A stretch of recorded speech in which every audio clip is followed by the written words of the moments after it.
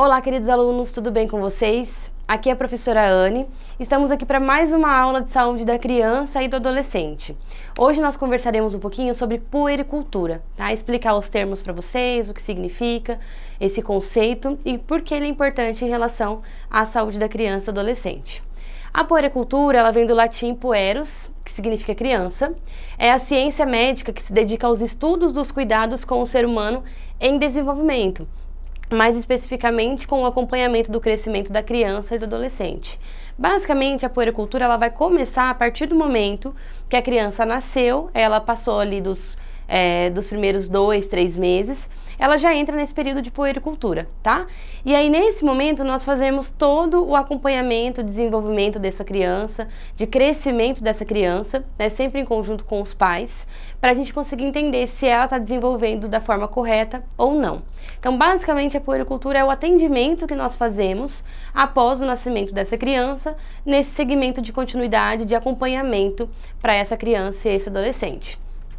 Ao planejar o fluxo de atendimento da puericultura, os profissionais de saúde devem lembrar que a atenção à saúde deve ser personalizada. A gente vai ter que cuidar de cada criança de uma forma singular. Eu sempre falo aqui para vocês em todas as aulas, por quê? Claro que em várias crianças, a depender da idade, toda criança com 2 meses vai ser acompanhada com a consulta de enfermagem, juntamente com a consulta médica e com as vacinas. Isso vai ser padrão para todo mundo. Porém, no momento da consulta, no momento do atendimento, cada uma vai demandar de nós uma coisa específica. E aí, nosso atendimento tem que ser de uma forma personalizada, direcionada, de forma singular, entendendo quais são os contextos de vida que essa pessoa vive, que essa criança está inserida, se tem saneamento básico, se tem saúde, se tem lazer, se tem escola, como é que está tudo isso? Então, a gente vai olhar ele de uma forma ampliada e direcionar os atendimentos e os cuidados conforme a necessidade que ele apresente. Os procedimentos devem ser adaptados às necessidades da criança ou da família, dependendo de fatores de risco e resiliência. Eu acabei de falar para vocês. Os fatores de risco: tem saneamento básico? Tem renda? Tem moradia? Tem lazer? Como é que funciona tudo isso? Tem uma família, um aporte social, um suporte social adequado? Como que está funcionando? A resiliência significa como a gente passa por todas as situações, todas as dificuldades e ainda consegue, dessa forma, apesar de tudo isso, ressignificar a nossa vida, continuar lutando, continuar buscando por melhorias. Então, basicamente, a resiliência e os fatores de risco têm a ver com isso, com esses condicionantes de saúde e como cada pessoa encara a saúde de uma forma específica. Tem pessoas que encaram a saúde, o adoecimento, principalmente, de uma forma e outras encaram de outra, seja ela positiva ou negativa. Os procedimentos devem ser adaptados às necessidades da criança ou da família, dependendo de fatores de risco e resiliência, e evidentemente de estrutura, recursos de serviço de saúde, etc. Quando a gente considera a saúde da criança ou adolescente, nós vamos considerar os fatores de risco e resiliência, que nós falamos no slide anterior, e também os recursos e a estrutura que o nosso serviço de saúde vai ofertar para essa criança. Se ele tem uma unidade básica de saúde da família, perto da unidade, é uma unidade básica de saúde, não tem unidade básica de saúde da família, aonde ele vai ser encaminhado, como ele vai fazer o acompanhamento, vai ser SUS, vai ser privado, iniciativa privada, então a depender também disso, a gente vai conseguir direcionar. Claro que a gente tem que ter isso aqui bem estipulado, o recurso do serviço tem que ser bom, tem que ter as vacinas para que a gente não atrase, tem que ter gás, tem que ter soro, mas em alguns momentos que isso faltar, como é que a gente vai fazer para suprir a necessidade dessa família? Então a gente vai tendo que se flexibilizar, se adequar a algumas coisas, tentando sempre levar o melhor para eles, de acordo com a realidade apresentada ali onde a gente trabalha e em relação à situação de vida que ela esteja passando. Alguns objetivos básicos, né, da puericultura.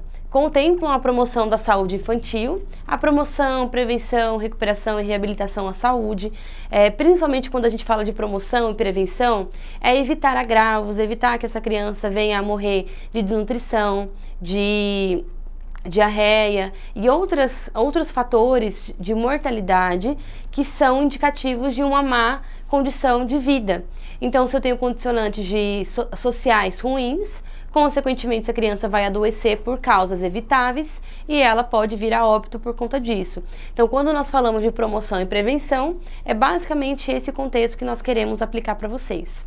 Prevenção de doenças, educação da criança e dos seus familiares, no intuito sempre de prevenir essas doenças e fazer educação em saúde, educação continuada com essas famílias. Treinar o cuidador, verificar o que ele está tendo dificuldade.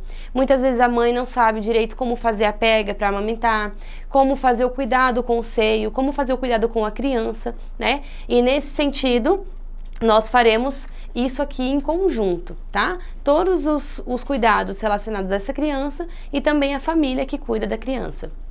Por meio de orientações antecipatórias aos riscos de agravo à saúde, podendo oferecer medidas preventivas mais eficazes.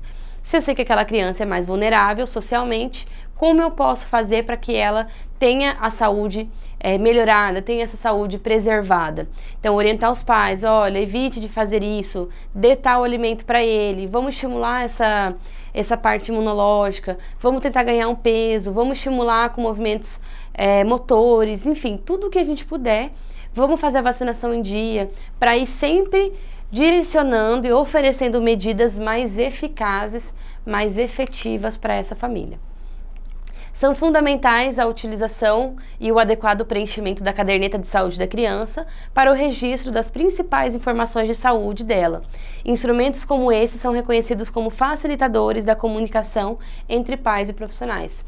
Toda criança, quando ela nasce, ela vai ser atendida pela atenção básica, ela recebe uma cartilha da criança. Naquele momento, o que antigamente nós usávamos aquela caderneta somente da vacinação, hoje em dia tem uma caderneta bem extensa, tanto para meninos quanto para meninas, que vem com os dados, que vem com a curva de crescimento e desenvolvimento, vem com o que é normal sendo elencado nessa caderneta, vem com a parte de colocar as vacinas dessa criança em dia, suplementação vitamínica, tudo que disser respeito a ela vai vir inserido nessa cartilha e a gente vai conseguir fazer um acompanhamento. Se em algum momento essa criança muda de endereço, ela vai para outra unidade de saúde, outra unidade básica, o enfermeiro que chega lá, ele vai conseguir ter acesso. Ah, lá já foi feita tal vacina, lá já foi feita essa suplementação, porque na carteirinha dela está o registro. Então, a gente sempre tem que registrar na carteirinha dessa criança tudo o que for feito e também nos registros eletrônicos, né, nas bases de dados que o serviço em que vocês estiverem trabalhando oferecer. O recém-nascido de alto risco deverá manter o calendário de acompanhamento na atenção básica ou atenção primária, além do acompanhamento pelo ambulatório de atenção especializada. Quando a criança é de alto risco, por ter nascido prematuramente, por qualquer outra complicação, às vezes se é um paciente cardiopata, pneumopata, nós faremos o acompanhamento na atenção básica, garantindo que ele tenha essa continuidade, mas também ele vai ter que ser encaminhado para o serviço especializado se ele tiver essa necessidade, tá bom? Passar com o neurologista, com o pneumologista, cardiologista, nós vamos fazendo os encaminhamentos, mas nunca a atenção básica pode largar essa criança, pode desprender o vínculo. Ele está na atenção especializada, mas ele vai retornar para a atenção básica e aí naquele momento ele precisa ter continuidade do atendimento e do cuidado. Devendo ser acompanhado até pelo menos o segundo ano completo de vida, mínimo de 2 avaliações por ano. O acompanhamento até o 5º ano desejável para melhor avaliação da função cognitiva e da linguagem. Claro que, quando a gente pensa em período, em tempo de acompanhamento, quando o bebê nasce, logo que ele nasce, ele vai ter uma frequência de atendimento um pouquinho maior. Conforme ele for crescendo, desenvolvendo de forma normal, ele vai vir para fazer a vacinação, ele pode passar por uma consulta. E com o tempo isso vai se espaçando, vai fazendo consulta a cada 6 meses, depois vai para cada 1 ano e assim por diante, tá? Ideal é que ele fique até pelo menos o segundo ano de vida, tendo pelo menos no mínimo 2 avaliações por ano. Pode ter muito mais do que isso. Se ele passar dos 2 anos, aí isso pode se prolongar por um período mais extenso, porém é desejável que a gente realize o acompanhamento até o 5º ano de vida dele para entender se ele está desenvolvendo de forma correta ou não. Geralmente eles começam a demonstrar algum atraso, seja ele cognitivo, motor, de linguagem, logo nos primeiros anos de vida, nos primeiros meses, né, ali que ele estiver desenvolvendo. Mas tem algumas coisas que a gente só descobre depois. Então, até o 5º ano é um período primordial para a gente conseguir fazer toda essa avaliação, certo? Então, nós encerramos por aqui. Eu espero muito que vocês tenham gostado e a gente se vê na próxima aula. Até mais. Tchau, tchau.